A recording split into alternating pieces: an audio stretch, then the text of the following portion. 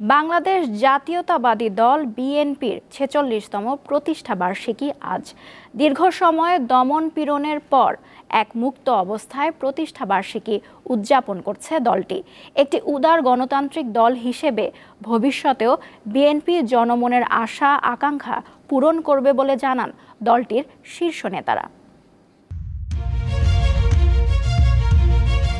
১৯৭৮ সালের ১ সেপ্টেম্বর তৎকালীন প্রেসিডেন্ট জিয়াউর রহমান বিভিন্ন রাজনৈতিক পথ মথের অনুসারীদের এক প্ল্যাটফর্মে এনে বাংলাদেশি জাতীয়তাবাদীর মঞ্চ হিসেবে বিএনপি প্রতিষ্ঠা করেন। প্রতিষ্ঠার পর ৪.৫ দশকের মধ্যে গত এক যুগেরও বেশি সময় ধরে সবচেয়ে প্রতিকূল সময় পার করে দলটি।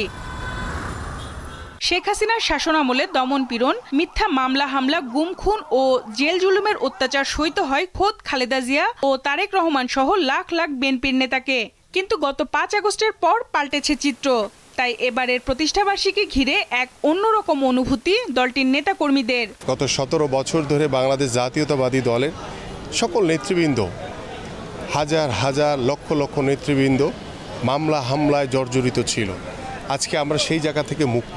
আমরা গত ১৬-১৭ বছর মুক্ত স্বাধীন প্রতিষ্ঠাবার্ষিকী পালন করতে পারিনি। নানান বাধা বিঘ্নের মধ্যে আমাদেরকে রাখা হয়েছিল।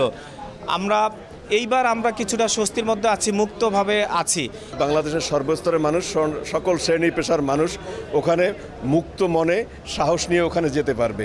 এটা একটা অসাধারণ অনুভূতি আমাদের মধ্যে কাজ করছে নিঃসন্দেহে।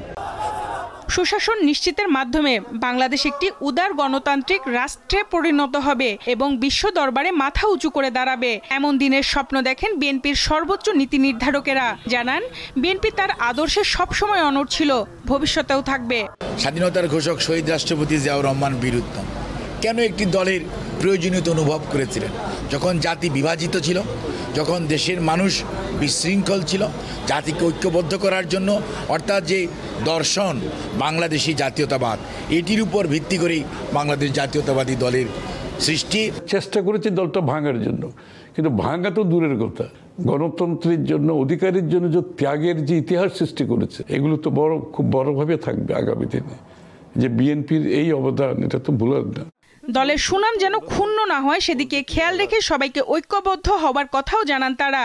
বাংলাদেশের জনগণের মনোজগতে যে বিশাল পরিবর্তন হয়েছে, যে প্রত্যাশা, যে আকাঙ্ক্ষা আকাশচুম্বী, মনে রাখতে হবে। এটাকে মাথায় রেখে সেই প্রত্যাশা পূরণে, সেই আকাঙ্ক্ষা পূরণে আপনাকে সদিচ্ছা থাকতে হবে, আপনাকে পলিটিক্যাল উইল থাকতে হবে।